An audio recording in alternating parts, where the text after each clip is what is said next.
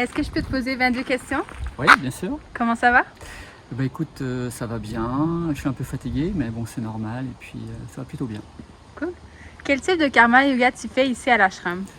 Au début, j'ai fait pas mal de construction. J'ai fait les toits, j'ai fait du bricolage, de la peinture, du temple. Et puis là, c'est pas mal aussi des travaux extérieurs, de la tonte, des choses comme ça. Un peu de cuisine aussi. C'est varié. Tu avais un travail corporatif dans le passé. Qu'est-ce que tu faisais?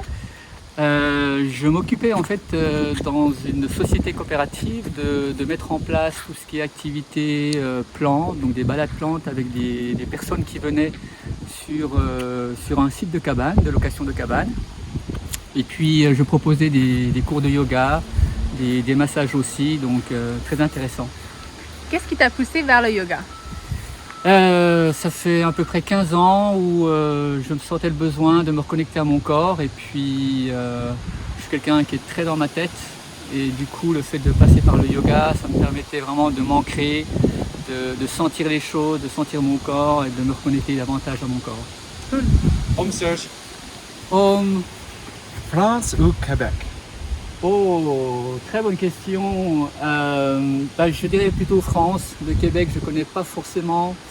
Et bon, je suis resté 7-8 mois et du coup, c'est plus la France pour tout ce côté gastronomique, le fromage, le vin. Donc ça me manque un petit peu tout ça. Vive la France! Yeah. Ciao. Ciao Serge. Quelle est la plus grande différence entre les Français et les Québécois? Très bonne question. Je ne connais pas forcément très bien les Québécois. Après le peu que j'ai vu, je m'aperçois que il y a déjà l'accent, bien sûr. Pour nous, il y a vraiment un très bel accent. Et puis, je pense que les Québécois, c'est des personnes qui sont beaucoup plus simples, beaucoup plus ouvertes dans un premier temps. Et puis après, par la suite, c'est des gens qui sont beaucoup plus aussi ouverts dans les expériences. Ils disent oui. Donc, alors que j'ai l'impression que nous, les Français, on a beaucoup plus peur, on est dans le jugement. Donc, il y a ce côté, oui, ok, il n'y a aucun souci, on fait l'expérience, on chante, on parle français, et ils sont ouverts par rapport à ce genre d'expérience. Cool. Quelles sont tes ambitions spirituelles? Mes ambitions spirituelles, c'est apprendre à me connaître, c'est apprendre à me relier aussi à quelque chose qui nous dépasse. Donc, pour moi, c'est mon but, c'est mon ambition spirituelle. Qu'est-ce que tu apprends en ce moment? J'apprends à être dans ma vulnérabilité, à être fragile. J'apprends à ne pas être parfait à travers mes expériences. Et du coup, j'apprends aussi beaucoup sur la dépendance affective, à moins m'occuper de l'extérieur, à plus me relier avec moi. Donc j'apprends essentiellement à ce niveau-là. Paradis ou réincarnation? J'aime bien la réincarnation, même si ça fait souffrir. Parce que je trouve qu'il y a aussi un côté où s'émerveiller à la vie, se sentir vivant. Il y a des très belles expériences à travers les sens, à travers le corps. Et je pense que c'est plutôt réincarnation. Qu'est-ce qui te plaît dans la vie à l'ashram? La vie à l'ashram, ça me donne en fait un espace pour pratiquer, pour être avec des autres, rencontrer des personnes. Donc c'est un très bel endroit pour justement faire aussi les 4 chemins du yoga, le bhakti, les chants, le karma yoga, les connaissances, aussi les conférences. Et puis en même temps faire un travail sur soi parce que l'environnement, les autres, l'interaction fait que ça va nous chercher des blessures et puis ça nous fait travailler beaucoup. Si tout était possible, que ferais-tu? Si j'avais une baguette magique, je pense que je vivrais avec d'autres personnes dans l'harmonie, dans l'union, avec les animaux, parfaite communion avec les fleurs, avec le végétal, avec le minéral aussi. Donc parler aux étoiles, parler par télépathie, je rêve de ce monde-là.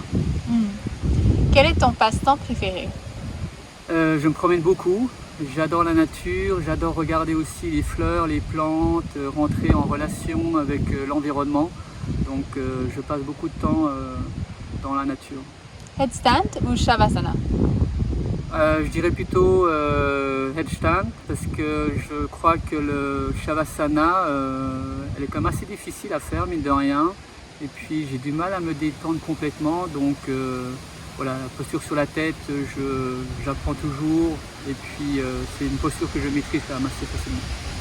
Comment devenons-nous une meilleure personne? J'ai l'impression que c'est apprendre à s'aimer aussi. Je crois que l'amour fait qu'on apprend de mieux en mieux à être une personne, une meilleure personne. Laquelle des 4 voies de yoga t'interpelle le plus? Laquelle des 4 voies? Je crois que c'est le Bhakti Yoga parce que je suis quelqu'un qui n'est pas du tout justement dans l'expression, dans le chant. Et puis plus ça va, plus je prends du plaisir à chanter et puis à me connecter justement avec quelque chose qui me dépasse. Donc c'est plutôt le Bhakti Yoga qui m'appelle. Recommencer à zéro ou bâtir quelque chose? J'aime bien bâtir parce que c'est une autre énergie, c'est une énergie nouvelle et puis on ne sait pas du tout où on va, c'est une aventure. Et rebâtir quelque chose, c'est aussi très intéressant parce qu'on sait d'où on vient, on a une expérience. Et je pense que je suis plutôt du genre à rebâtir quelque chose parce que j'aime bien aussi me servir de l'expérience passée, m'enrichir pour justement avancer. Jésus, Bouddha, Mohamed ou Shivananda? J'étais très Jésus, après j'étais Bouddha, maintenant je suis Shivananda et puis j'apprends maintenant aussi de plus en plus à me relâcher, à aller chercher justement un Dieu intérieur et puis même si on a besoin de quelqu'un, un gourou, j'ai l'impression qu'on a chacun notre propre pouvoir à l'intérieur, donc voilà, c'est la réponse que je peux donner. Quelle est ta citation préférée? J'aime bien fuis celui qui sait et suis celui qui doute, qui se remet en question, parce que je trouve qu'on a beaucoup de vérité et puis on a tendance à justement avoir besoin de quelqu'un qui nous dit des vérités et finalement j'ai peur justement de cet endoctrinement et puis j'ai besoin de personnes qui doutent, qui se remettent en question chaque fois les vérités. Où te vois-tu dans 10 ans? Dans 10 ans, je ne sais pas trop, mais je me verrais bien dans un lieu justement alternatif, on est en autonomie énergétique et puis on est en harmonie, on fait notre jardin, nos plantes et puis on fait des différentes activités, on reçoit des gens pour les sensibiliser à l'environnement. Voilà. Qu'est-ce qui te motive? Je pense que c'est apprendre à me connaître, c'est ça qui me motive, faire un travail sur soi et puis à alléger aussi nos boulets, nos blessures du passé, de nos vies antérieures et puis à avancer et à aller vers plus de paix intérieure, c'est ça qui me motive. Comment devient-on satisfait? Comment devient-on satisfait? Je pense que c'est en se contentant aussi, celui qui arrive à se contenter de ce que l'on a, au lieu d'aller chercher justement toujours ce qu'on n'a pas, je trouve qu'il a la clé de la satisfaction. Merci beaucoup Serge. Je t'en prie. Bonne journée. Belle journée à vous, au revoir.